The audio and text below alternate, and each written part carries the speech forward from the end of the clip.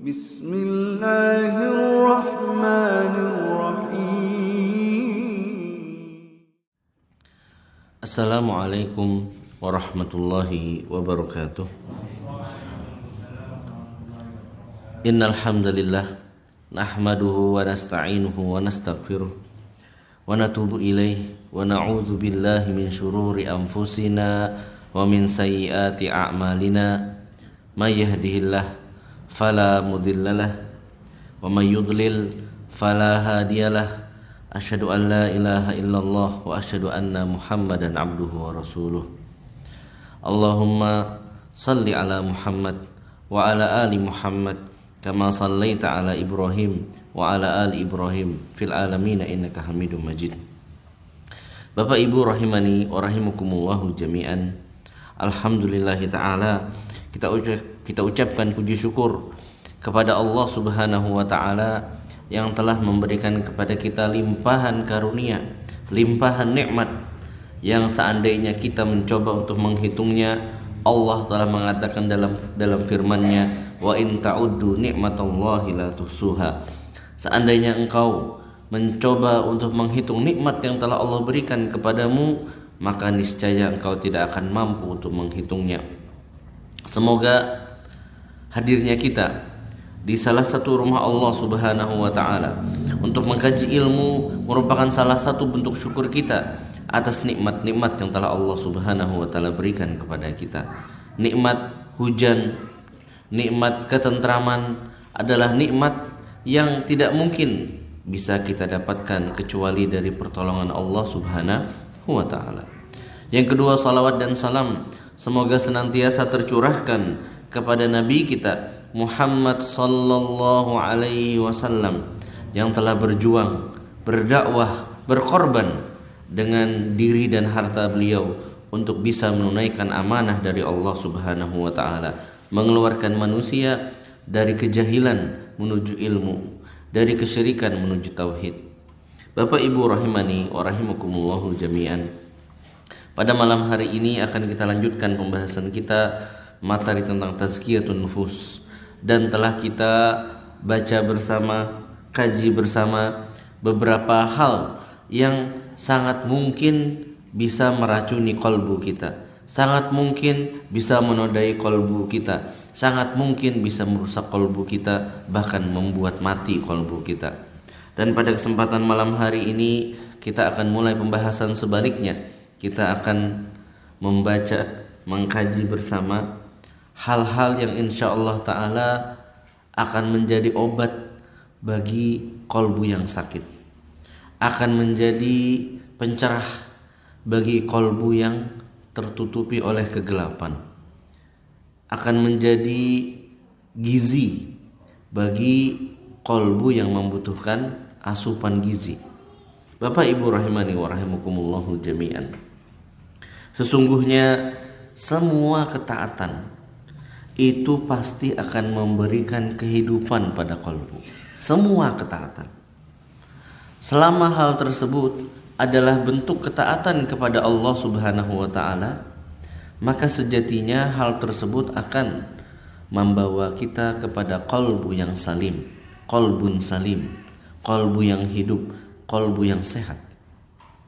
Sebagaimana sudah kita bahas kemarin, hal yang paling utama, hal yang paling kuat menodai kolbu adalah kemaksiatan kepada Allah Subhanahu wa ta'ala. Salah pilih pergaulan, kemaksiatan. Kebanyakan makan yang haram, kemaksiatan. Tidak jaga pandangan, lirik sana, lirik sini, kemaksiatan. Maka seluruh kemaksiatan sejatinya adalah racun bagi kolbu. Seluruh kemaksiatan adalah racun bagi kolbu. Maka sebaliknya, ketaatan pun akan memberikan asupan gizi kepada kolbu kita, akan menjadi penawar atas racun-racun yang telah hinggap di kolbu kita. Akan tetapi satu hal yang perlu kita ketahui bersama, bagaimanakah sebuah amalan itu bisa menjadi sebuah ketaatan? Apakah semua hal yang kita tujukan kepada Allah Subhanahu wa taala itu pasti menjadi ketaatan? Tidak. Belum tentu. Karena sebuah ketaatan baru dinilai sebuah ketaatan kalau satu, dilaksanakan ikhlas untuk Allah Subhanahu wa taala. Dan yang kedua adalah kesesuaiannya dengan perintah Allah Subhanahu wa taala. Seseorang yang ingin mendekatkan diri kepada Allah Subhanahu wa taala misalnya, lalu di waktu subuh dia sholat 3 rakaat secara sengaja. Apakah itu sebuah ketaatan? Tidak. Seseorang ingin misalnya mendekatkan diri kepada Allah Subhanahu wa taala dengan berpuasa setiap hari. Masya Allah, puasa setiap hari. Apakah itu bentuk ketakwaan? Apakah itu bentuk ketaatan kepada Allah Subhanahu wa taala? Tidak. Seseorang dengan sengaja menjomblo, tidak pengen menikah, beda ya. Kalau sudah mencari-cari belum dapat, nah itu beda kasus nih. Beda kasus ya. Tapi ada seseorang misalnya aku tidak ingin menikah, perempuan akan membuat aku lupa kepada Allah, misalnya mengatakan seperti itu. Apakah itu sebuah ketaatan kepada Allah Subhanahu wa taala? Tidak. Bahkan pernah terjadi di zaman Rasulullah sallallahu alaihi wasallam sendiri. Rasulullah sallallahu alaihi wasallam mendengar perihal tentang 3 orang. Yang satu mengatakan, mengikrarkan di halayak ramai, bahasa kita sekarang mungkin memviralkan dirinya ya. Mengatakan aku akan sholat semalam full tanpa tidur. Masya Allah, sholat semalam full tanpa tidur. Kayak keren banget. Yang satu lagi, kalau aku mau puasa setiap hari tanpa berbuka, lanjut puasa terus. Masya Allah. Yang ketiga bilang, aku ingin menjomblo seumur hidup. Lalu sampailah berita ini kepada Rasulullah Shallallahu Alaihi Wasallam, karena memang sejak awal mereka mengatakan itu di halayak ramai, pengen viral, pengen viral. Ya, kalau sudah viral sampailah ke telinga Rasulullah Shallallahu Alaihi Wasallam. Maka dipanggil oleh Rasulullah Shallallahu Alaihi Wasallam 3 orang sahabat. Ini masya Allah sahabat loh. 3 orang sahabat Rasulullah Shallallahu Alaihi Wasallam ini dipanggil oleh Rasulullah. Sini. Apakah kalian yang mengatakan begini dan begitu? Iya. Ketahuilah, kata Rasulullah SAW, sesungguhnya aku adalah orang yang paling bertakwa di antara manusia semuanya. Jadi jangan harap bisa melampaui ketakwaannya Rasulullah Sallallahu Alaihi Wasallam. Jangan harap pernah mengungguli Rasulullah Sallallahu Alaihi Wasallam dalam sebuah ibadah, gak mungkin. Apa yang dilakukan Rasulullah Sallallahu Alaihi Wasallam itu adalah yang paling ideal, yang paling sempurna. Makanya disebut qudwah. Laqad kana lakum fi Rasulillahi uswatun hasanah. Yang terbaik itu adalah apa yang dicontohkan oleh Rasulullah Sallallahu Alaihi Wasallam. Maka Rasulullah Sallallahu Alaihi Wasallam katakan kepada yang pertama, ketahuilah, aku ada kalanya tidur malam, ada kalanya bangun tahajud. Jadi semalaman itu nggak full ya, untuk dilakukan melakukan sholat malam. Ada tidurnya juga. Baru sepertiga malam terakhir bangun sholat tahajud. Tapi tidur dulu. Ya, dulu. Bahkan kebiasaan Rasulullah Shallallahu Alaihi Wasallam dalam beberapa hadis disebutkan beliau itu segera tidur setelah sholat isya kecuali ada keperluan yang mendesak, kecuali ada keperluan yang penting.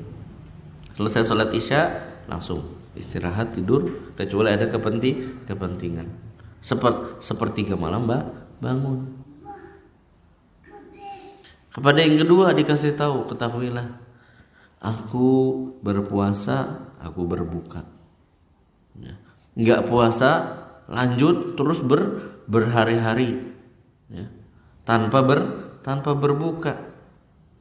Dan yang kepada ketiga disampaikan oleh Rasulullah SAW, sesungguhnya aku menikah. maka tidak disebut sebuah ketaatan kepada Allah Subhanahu wa taala kecuali mencakup dua hal.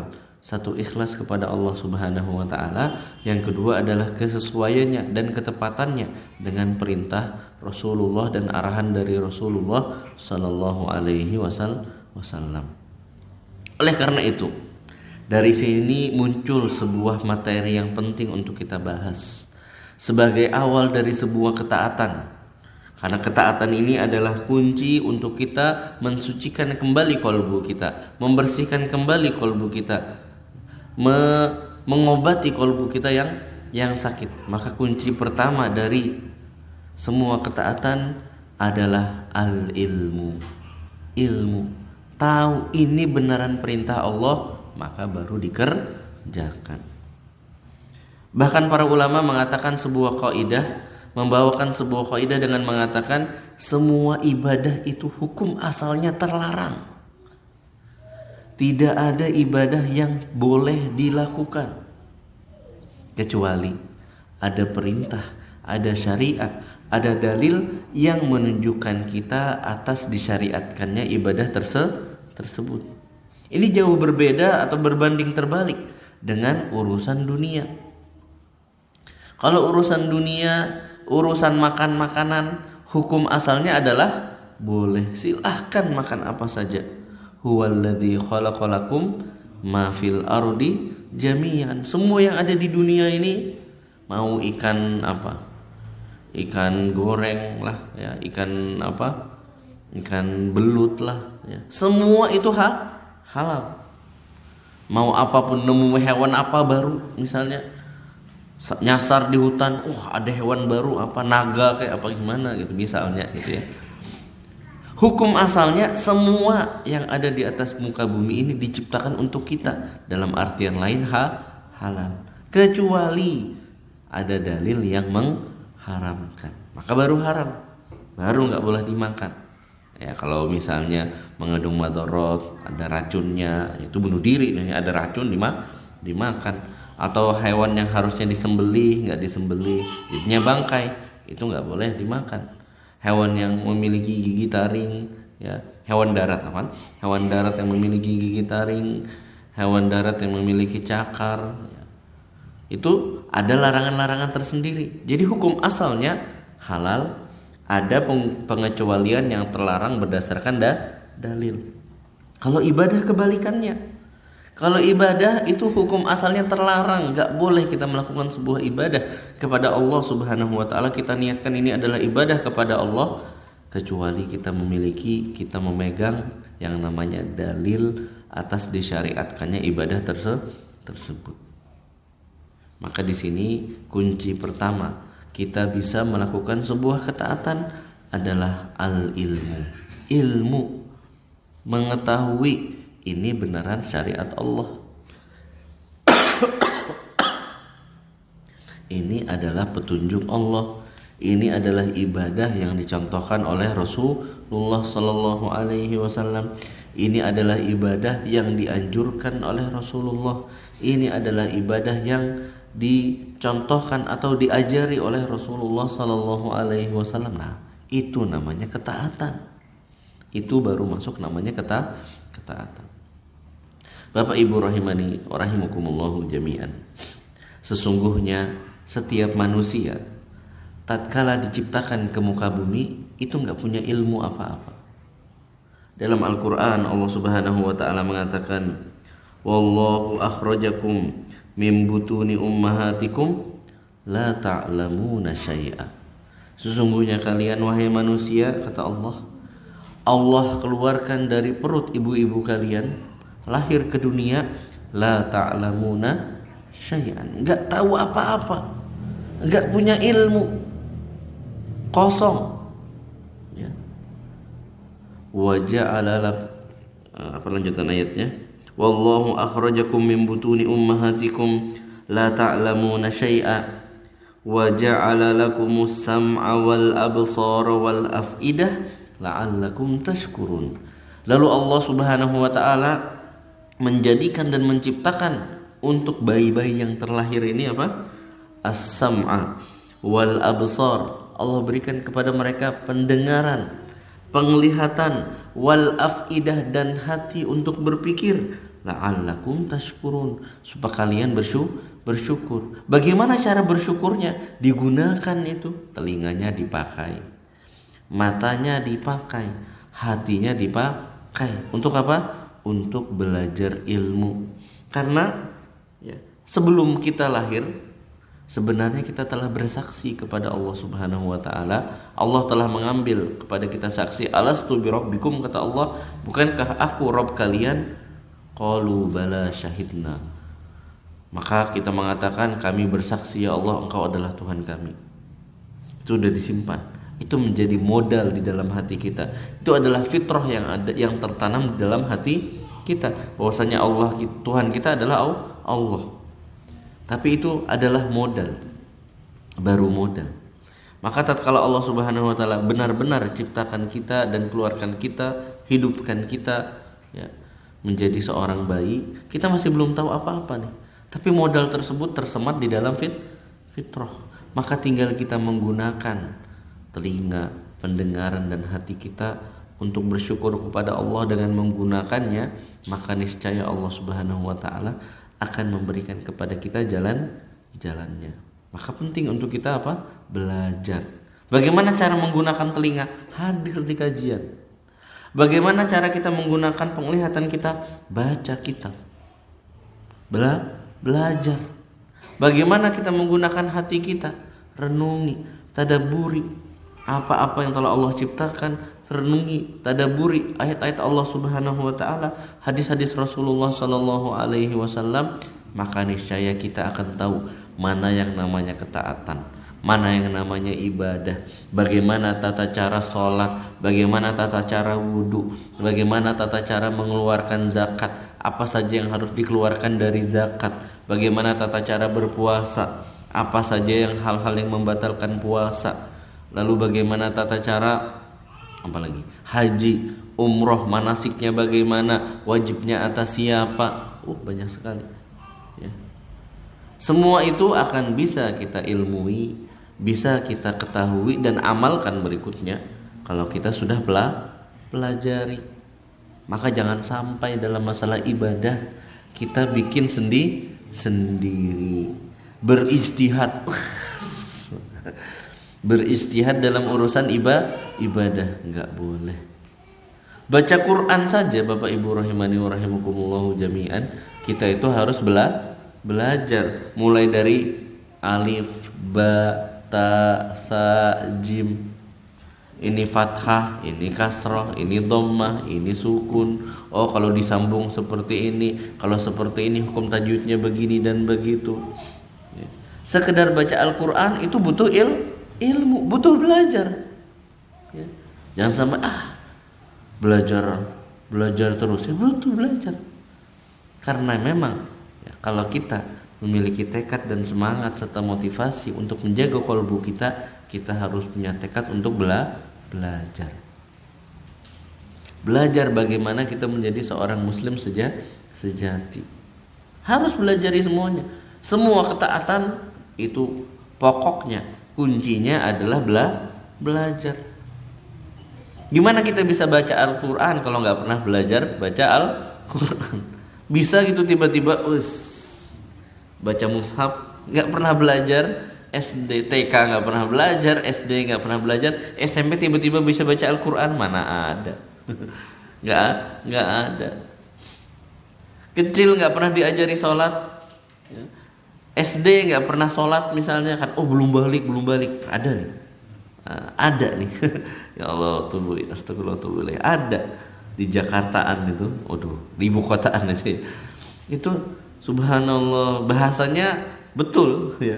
Bahasanya betul tapi salah. Kenapa? Pak, anaknya enggak disuruh sholat, Pak. Belum wajib kan? Kok belum wajib? Ya belum wajib, Pak gitu. Tapi ya harus diajari dari sekarang. Kadang nanti terlanjur, kadang ada terlanjur malu ya. Anak-anak di ibu kotaan itu ya, kalau sudah kelas 5-an, ini saya dengar sendiri ya, dari pas saya tinggal di Pasar Minggu waktu itu. Saya tinggalnya di kampung gitu ya, di kampung di Pasar Minggu ya. Itu memang saya ngerasakan sendiri. Kalau sudah anak kelas 5, kelas 6 itu sudah nggak ada yang mau TPA lagi. Kenapa? Malu. TPA itu untuk anak-anak kelas SD kelas 1, 2, 3 katanya. Nah, maka kalau terlanjur terlewat sudah malah nggak mau belajar sekalian. Kenapa? Malu. Ya. Nah itu sebagian ya, sebagian seperti itu. Dan ya saya juga lihat sendiri betapa ada beberapa orang yang subhanallah ya, kaya raya, punya jabatan itu, baca Al-Qur'an nggak bisa gitu loh. Gimana? Karena baca Al-Qur'an butuh belajar. Ya, belajar. Habis belajar Al-Qur'an, apalagi wudu belum butuh belajar. Gimana tiba-tiba bisa wudu kalau nggak ada yang ngajarin? Nanti wudunya apa? Tangannya masih pakai apa namanya nih? Tangannya nggak disingkap nanti, ya kan? Wudu gimana? Wudu ada tata caranya. Nggak bisa seenak kita wudu yang penting bersih gubiar. Nggak bisa jika jadi wudu mandi jadinya. Ya, wudu ada tata caranya. Ya, dimulai dari apa, ditutup dengan apa, berapa kali, ada yang diusap, ada yang dibasuh. Sebagian orang, ya Allah, saya sendiri lihat gitu. Harusnya misalnya kepala itu dibasuh ya. Kepala itu harusnya diusap ya kan. Ini dibasuh. Yang dibasuh itu apa? Wajah dan tangan dan kaki itu dibasuh ya kan. Kalau kepala diusap. Beda antara membasuh dengan mengusap. Ini semua dibasuh. Waduh, gimana? Ya, makanya butuh belajar. Sholat ya, butuh belajar. Jangan dikira sholat yang penting gerakan-gerakan. Iya, kalau orang baru masuk Islam, oke, memang. Ya, Rasulullah SAW pernah kedatangan seorang yang baru masuk Islam, bingung dia. Gimana tata cara sholat? Nah itu. Di zaman Rasulullah ada sahabat baru masuk Islam, masa bisa langsung sholat? Nggak mungkin bisa langsung sholat, ya kan? Maka dibilang, wahai Rasulullah, kami nggak paham. Dan danatuka wala dan danatu ashabika, kami nggak tahu apa yang engkau dendangkan. Dikiranya dendangan, nyanyi itu dikiranya. Ini orang baru masuk Islam, orang Arab baru masuk Islam ya. Saya nggak paham kalian itu mendendangkan, menyanyikan apa, dikira nyanyi ya. Maka katanya karena dan belum punya hafalan Al-Quran ya, namanya orang baru masuk Islam belum punya hafalan Al-Quran. Maka mengatakan kepada Rasul, wahai Rasulullah, aku nggak tahu apa yang kau dendangkan dan sahabatmu dendangkan. Maka apa yang harus aku lakukan dalam sholat? Aku bisanya membaca istighfar, takbir, tahmid, tasbih gitu. Maka kata Rasul, udah baca aja itu. Kurang lebih itulah yang kami baca. Kurang lebih itulah yang kami baca. Iya memang. Kita sholat itu ya tasbih, zikir ya. Semua zikir kita baca sebenarnya di dalam sholat. Iya. Orang baru belajar sholat ya wajar ya, tapi tetap harus diajari. Masa orang begitu saat anak masuk Islam, asyhadu alla ilaha illallah wa asyhadu anna muhammadar rasulullah, tiba-tiba bisa sholat? Enggak. Gimana caranya ya? Ilmu itu belajar. Makanya butuh kita itu untuk belajar. Puasa ya harus belajar. Jangan sampai puasa rokok jalan. Puasa nih nggak makan, nggak minum, tapi ngerokok lah. Apa bedanya, Pak? Bukankah puasa itu nggak boleh makan, nggak boleh minum lah? Itu masuk juga, Pak. Ya masuk juga ini. Ada orang-orang yang saya temukan ya, pas ya itulah, kalau kita tinggal di ibu kota itu nemu macam-macam, Pak. Ya kalau di ibu kota tuh nemu macam-macam kita. Itu, Masya Allah. Puasa bisa nih, makan minum bisa tahan, rokok nggak bisa. Ya gimana, Pak? Bisa ya. Lalu ada lagi yang sahurnya yang penting bangun tidur, kelewatan makan sek loh, nggak bisa lagi kalau sudah kelewatan waktunya. Nah butuh belajar ya, belajar ya. Lalu apalagi yang pernah saya temukan tentang sholat ya, atau tentang puasa ya, nggak tahu lah. Zakat ya. Berapa banyak orang yang memiliki harta berlimpah tapi nggak tahu kewajiban zakatnya. Nah ini makanya butuh ilmu, butuh belajar, butuh hadir di majelis ilmu, mengkaji, mempelajari syariat Allah. Haji umroh ya Allah. Belum lama ini, beberapa hari yang lalu saya lihat sebuah video ya, jamaah umroh Indonesia ya bikin acara di Masjid Gomamah. Waduh rame. Menyedihkan. Menyedihkan, kasihan, Pak. Ya. Berangkat ke sana itu bukan harta yang sedikit ya. Umroh itu gratis Bapak Ibu. Umroh itu gratis. Tiket pesawatnya bayar ya. Tiket pesawatnya bayar. Terus hotelnya juga bayar. Kalau umrohnya gratis. Umrohnya itu gratis. Ya, yang bayar itu dan lain-lainnya itu, kopernya lah, visanya lah, pembimbingnya lah, ya, jalan-jalannya lah, itu yang bayar. Kalau haji umroh itu umroh ya secara khusus, umroh itu sebenarnya gratis. Makanya kalau teman-teman kita yang alhamdulillah taala Allah kasih rezeki dapat kuliah di Ummul Qura ya, itu setiap hari mau umroh ya monggo. Apalagi Ummul Qura, kemarin saya kebetulan ketemu orang Indonesia yang kuliah di Ummul Qura. Alhamdulillah banget, Ummul Qura itu berada di Arafah, jadi di halal. Jadi pas dia kalau mau umroh ya tinggal masuk, karena dia berada di luarnya haram. Waduh, nggak usah saya bahas ya, nggak terlalu paham takutnya. Intinya bisa dia umroh setiap saat, karena dia tinggalnya di Arafah. Ummul Qura itu posisinya di Arafah, dekat salah satu pintunya bahkan langsung menghadap ke Arafah. Itu butuh yang namanya ilmu, dan kasihan itu Bapak Ibu rahimani wa rahimakumullah. Jadi kalau sampai salah pilih travel umroh ya kasihan kayak gitu. Berapa puluh orang itu? Ya, berapa puluh orang yang subhanallah ya. Saya juga banyak ada orang berdoa nih subhanallah di Masjid Nabawi. Berdoanya kemana? Menghadap makam Rasulullah sallallahu alaihi wasallam, membelakangi Ka'bah.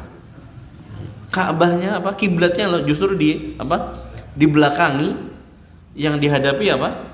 Makam Rasulullah sallallahu alaihi wasallam. Dan enggak cuma 1-2 orang, banyak, bahkan dipimpin, dibimbing. Itulah butuhnya ilmu, butuhnya belajar, ya. Butuh macam-macam. Ya. Ada orang waliyadzubillahi taala ya, yang umroh itu itulah banyak lah, kasihan kalau umroh itu dapat pembimbing atau dapat travel yang taunya berangkat saja ya, taunya berangkat saja. Kadang kasihan ya, kadang kasihan seperti itu. Ini enggak promosi Bapak ya, enggak ada promosi. Oleh karena itu Pak, penting sekali kita memiliki ilmu dalam semua urusan ibadah kita. Haji ya, ada tata cara manasiknya ya. Jangan sampai terlewatkan rukun-rukunnya. Kasihan banget. Kasihan sekali orang-orang yang beribadah itu tanpa ilmu. Semangatnya subhanallah bagus sebenarnya. Motivasinya subhanallah. Ya, kecintaannya kepada Islam masya Allah. Tapi ya karena kurangnya ilmu dan salah pembimbing, salah pengarah, ya akhirnya yang dilakukan tidak bernilai ibadah, tidak menjadi ketaatan, tidak menjadi cahaya di kolbunya, tidak menawarkan racun yang ada di kolbunya. Penting ya, dalam ibadah apapun kita belajar terlebih dahulu. Dan ini yang perlu saya ingatkan kepada semuanya juga, jangan pernah malu untuk bertanya dalam urusan ibadah. Dan kalau saya membimbing umroh, saya berkali-kali ulang, Bu, Bapak, kalau ada yang masih mengganjal tanyakan. Alhamdulillah ya, banyak yang nanya sekedar nanya, Ustaz bener nih sikat gigi nggak boleh? Ustaz, sikat gigi boleh. Umroh itu kalau lagi umroh itu boleh sikat gigi, yang nggak boleh pakai odolnya ya, karena odol zaman sekarang itu ada parfumnya. Kalau orang umroh lagi dalam posisi ihram nggak boleh mengenakan parfum. Mandi nggak boleh Ustaz? Boleh ya, yang nggak boleh pakai sabunnya, karena sabunnya ada wangi-wangiannya, ada parfumnya, nggak apa. Kalau mandinya silahkan, mau berendam mau renang silahkan ya. Yang nggak boleh pakai parfumnya. Jadi perlu ya Ustaz, perempuan ini pernah juga kisahnya, ada perempuan ya yang yang kita tahu hukum cadar ada khilaf di antara ulama antara wajib dan sunnah ya. Hukum cadar itu antara wajib dan sunnah ya. Ada orang-orang yang mengambil pendapat wajib, maka dia benar-benar terus menjaga cadarnya lah. Pas umroh nggak boleh pakai niqab, nggak boleh pakai cadar. Bingung dia, loh kok kayak gitu Ustaz? Kan cadar ini wajib lah. Tapi perintah syariatnya apa? Melarang niqab. Sebenarnya bukan apa namanya ya? Bukan masalah pakai niqab, bukan masalah membuka wajahnya, bukan. Tapi larangan Rasulullah SAW adalah menggunakan cadarnya. Masalah menutupi wajah boleh. Bedakan antara menutupi wajah dengan menggunakan cadar. Nah ini. Masa Islam kayak gitu ya syariatnya? Kenapa Bu gitu? Saya ini kan selalu cadaran. Masa pas umroh saya malah harus buka cadar? Oh salah. Saya jelasin, Bu. Yang dilarang itu cadarnya, bukan menutup wajahnya. Makanya harusnya isdal. Apa ya, susah saya menjelaskan. Isdal itu ya langsung dari atas ke bawah, bukan dipasang kayak gini. Kalau yang dipasang kayak gini dilarang. Tapi kalau yang isdal turun dari atas ke bawah boleh. Ya, jadi butuh untuk bertanya. Jangan sampai, pokoknya anak nggak mau buka cadar. Salah akhirnya. Umrohnya nggak sempurna, melakukan pelanggaran terhadap ihram karena ketidaktahuan. Ya, karena ketidaktahuan. Laki-laki ini juga pernah saya masih ngotot, Ustaz, masa sih nggak boleh pakai CDL? Wah, nggak boleh Pak. Nggak enak, bukan masalah nggak enak ini Pak, gitu loh. Syariat ini Pak. Gimana Zat? Mungkin bagi orang yang nggak terbiasa ya mungkin agak risih gimana gitu ya. Belum pernah atau apa ya, mungkin agak risih, tapi ya itulah syariatnya. Maka tanyakan. Ya, tanyakan. Saya pernah dengar dari teman saya itu ada yang tetap ngotot gitu. Sudah dikasih tahu, dibilangin, tapi tetap ngotot. Ya mau bagaimana lagi? Makanya butuh kepada ilmu dalam ibadah. Ya, ada yang pakai sepatu lah. Ya sepatu boleh saja asalkan sepatunya tidak menutupi mata kaki. Ya, tapi kalau pakai sepatu yang menutupi mata kaki dalam ihram nggak boleh. Ya nggak boleh. Ada juga perempuan, Ustaz, kalau saya perempuan masa pakai baju ihram? Kapan Bu nyuruh? Siapa yang nyuruh Ibu pakai baju ihram? Nggak ada. Baju ihram itu untuk laki-laki. Ya, baju ihramnya perempuan ya baju perempuan yang menutupi aurat, itu saja ya. Jangan aneh-aneh gitu seperti itu. Makanya butuh untuk belajar, butuh untuk ilmu ya, dalam 5 tadi. Sholat ya, lalu zakat, puasa, haji dan umroh dan hal-hal lainnya. Dalam hal-hal lainnya ya, bagaimana tuntunan syariat dalam melakukan A, dalam melakukan B ya, dalam bersilaturahmi, berhubungan dengan keluarga ya. Butuh untuk kita ilmu. Jangan sampai karena merasa keluarga, silaturahmi benar nih, tapi malah salaman sama sepupu, salah jadinya ya. Silaturahminya benar, bagus nih. Rasulullah SAW memerintahkan kita untuk menjalin silaturahmi. Bagus, benar. Tapi kalau tanpa ilmu nanti apa yang terjadi? Takutnya malah apa? Cipiki. Wah, lebih parah lagi. Ini kayak jadi. Ini niatnya benar gitu ya. Niatnya silaturahmi tapi justru melakukan pelanggaran syariat ya. Kebalikannya juga ada. Sepupuan saling suka. Nggak boleh. Kenapa nggak boleh? Sepupuan boleh ya. Kalau sepupuan boleh, ya nggak boleh sepersusuan. Kalau sepupuan boleh, sepersusuan ya nggak boleh. Ya, kalau sepupuan boleh. Walaupun di keluarga anak, bedakan antara urusan keluarga itu urusan keluarga gitu ya. Kalau bahasanya syariat, maka kita jawab dengan jawaban syariat. Banyak. Jadi butuh kita untuk memiliki ilmu untuk bisa mencapai sebuah ketaatan. Ya, ketaatan. Pernah juga, saya pernah melihat video Bapak, secara khusus Bapak ini, seorang laki-laki sholat cuma pakai sarung. Wah, sah nggak Bapak Ibu? Sah nggak sholatnya? Sah, selama sarungnya di atas pusar. Ya, selama sarungnya di atas pusar. Iya. Saya melihat sebuah video bapak-bapak ya, udah nggak pakai baju. Mungkin bajunya kena najis gitu ya, mungkin bajunya kena najis. Maka apa yang harus dilakukan? Langsung sholat selama sarungnya di atas pusar. Sah sholatnya. Ya sah sholatnya. Butuh kita belajar kepada ilmu dan sedikit yang agak miris bagi saya ya, misalnya saya dalam perjalanan gitu di kereta ya, di bus kadang itu lewat 2 waktu sholat ya, nggak sholat. Kenapa? Mau dijamak, gimana, bingung saya gimana cara jamaknya kalau 2 waktu sholat sudah lewat. Naik kereta misalnya jam 11 sebelum zuhur ya kan, sampainya di sini mungkin maghrib gitu. Nah, gimana cara menjamaknya? Itu nggak mungkin ya, harus sholat ya, harus sholat di atas kendaraan. Ya kalau terpaksa, kalau misalnya zaman dahulu saya masih kuliah di Jakarta itu, subhanallah, zaman dahulu kalau Jakarta itu terkenal, kayaknya sampai sekarang kali ya, terkenal dengan kemacetannya. Itu kadang saya naik naik bus gitu ya, naik Kopaja lah bahasa dahulu, nggak tahu masih ada apa sekarang, nggak tahu saya. Itu naiknya dari jam 2 siang Pak. Ya, dari jam 2 siang, saya dari Jakarta Utara naik jam 2 siang. Itu sampai kalau saya nggak turun, itu mungkin saya baru turun di waktu maghrib.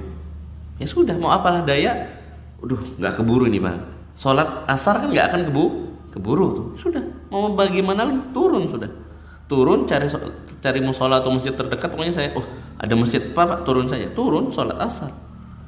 Ya, yang saya kasihankan ya itu kan sebagian orang naiknya bareng saya gitu kan, naiknya kan bareng saya itu, jadi naiknya sebelum asar lah, itu mereka kan akan nyampai pastinya kemungkinan besarnya ya setelah maghrib. Lagi mana sholatnya, kasihan ya, kasihan ngiranya apa bisa dijamak. Lagi mana cara menjamaknya kayak gitu, nggak ada caranya. Butuh kita kepada ilmu. Sebenarnya Islam ini, semakin kita mengilmui Islam, semakin kita akan merasakan dan mendapati kemudahan dalam Islam. Rasulullah SAW sudah menyampaikan dalam hadisnya, Innad dina yusrun, sesungguhnya agama Islam ini adalah agama yang mudah. Tapi mudah bagi siapa? Mudah bagi yang mengetahui hakikat Islam itu sendiri. Ana pernah bertemu dengan seseorang yang habis operasi mata, sama dokter sudah dilarang apa? Untuk sujud. Kenapa? Kalau sujud kan mungkin matanya jadi terdorong ke bawah apa bagaimana itu, dilarang sudah.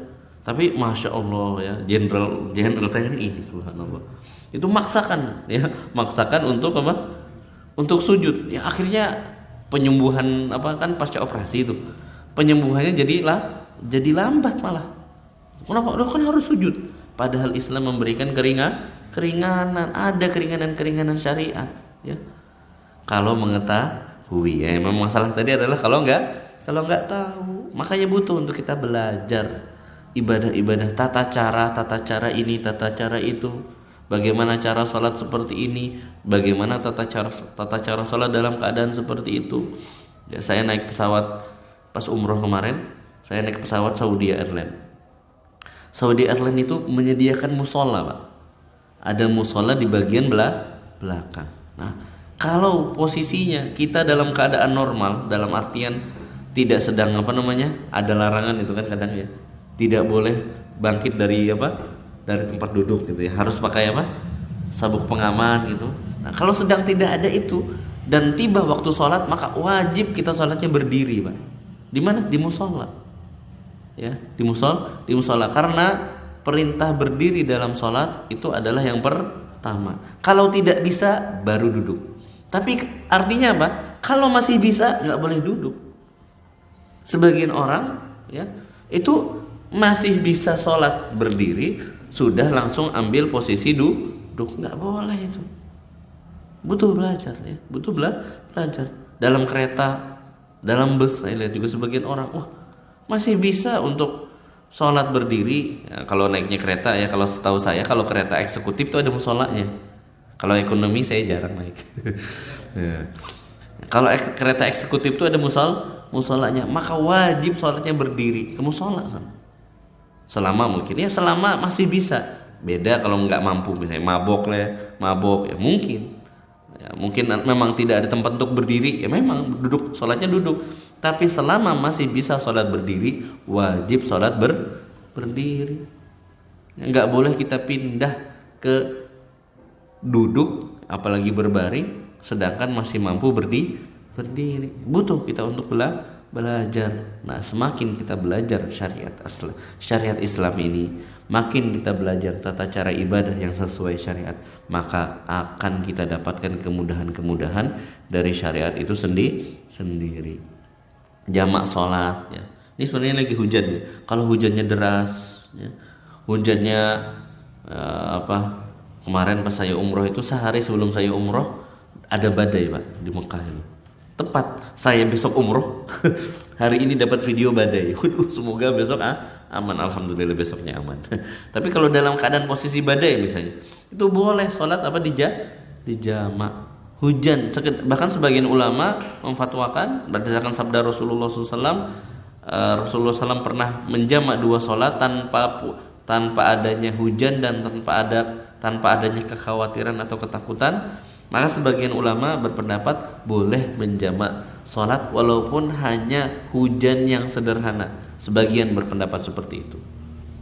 Sebagian berpendapat seperti itu, walaupun sebagian mensyaratkan harus hujannya itu yang menyulitkan.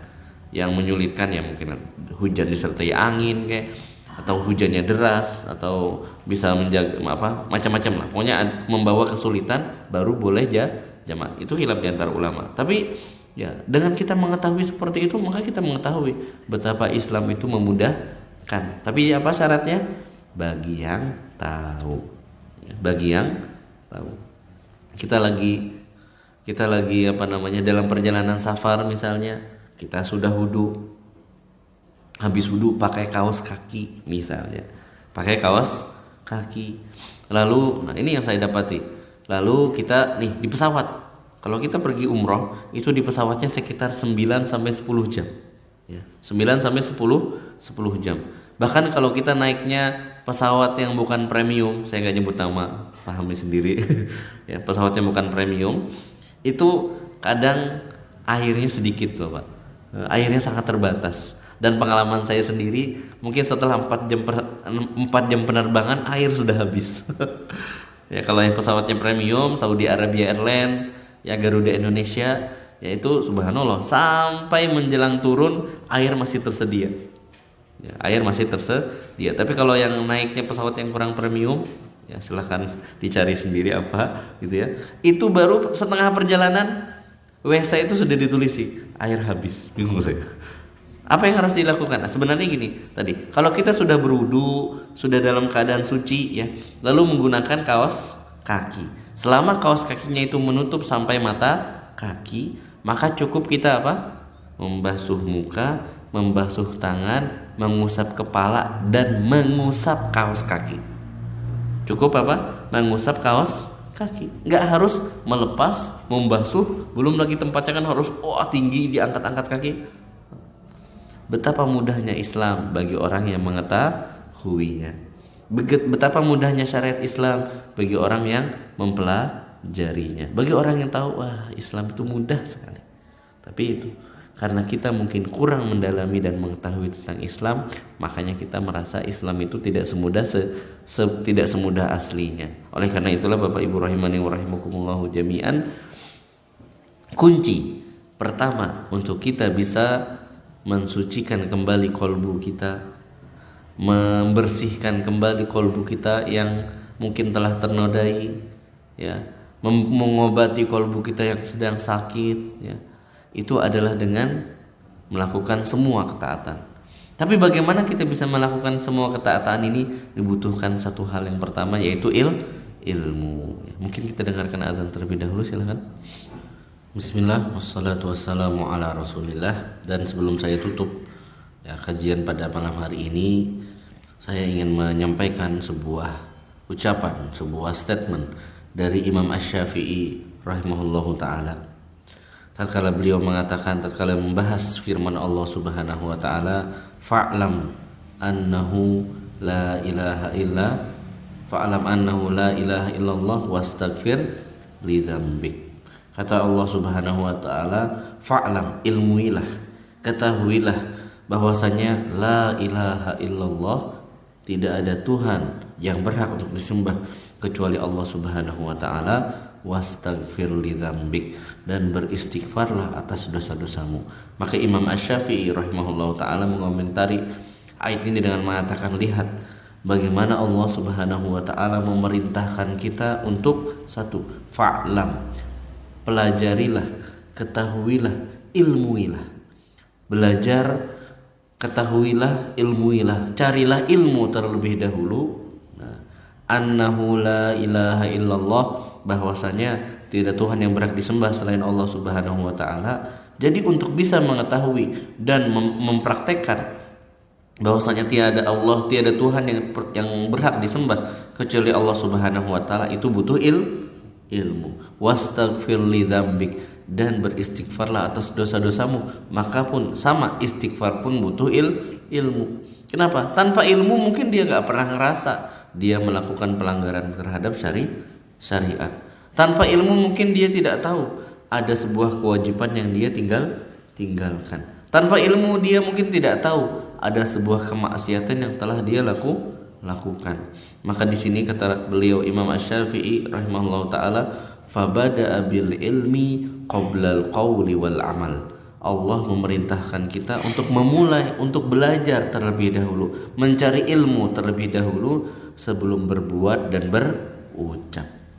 Itu mungkin yang bisa saya sampaikan pada kesempatan malam hari ini. Semoga dengan ini bisa memotivasi kita untuk lebih giat lagi untuk menuntut ilmu secara khusus dalam urusan-urusan agama, secara khusus dalam urusan-urusan ibadah kepada Allah Subhanahu wa taala, secara khusus dalam urusan ketaatan-ketaatan kepada Allah Subhanahu wa taala. Karena sebuah ibadah, sebuah ketaatan tidak akan menjadi benar-benar sebuah ibadah dan ketaatan kecuali setelah kita mempelajari ilmunya dan meyakini bahwasanya itu telah sesuai dengan perintah dan syariat Allah Subhanahu wa taala. Semoga Allah Subhanahu wa taala senantiasa membimbing kita untuk mengamalkan ibadah-ibadah sesuai dengan tuntunannya, mengerjakan ketaatan-ketaatan sesuai dengan arahan dari syariat. Sekian yang bisa saya sampaikan. Wallahu a'lam bishawab. Wassalamualaikum warahmatullahi wabarakatuh.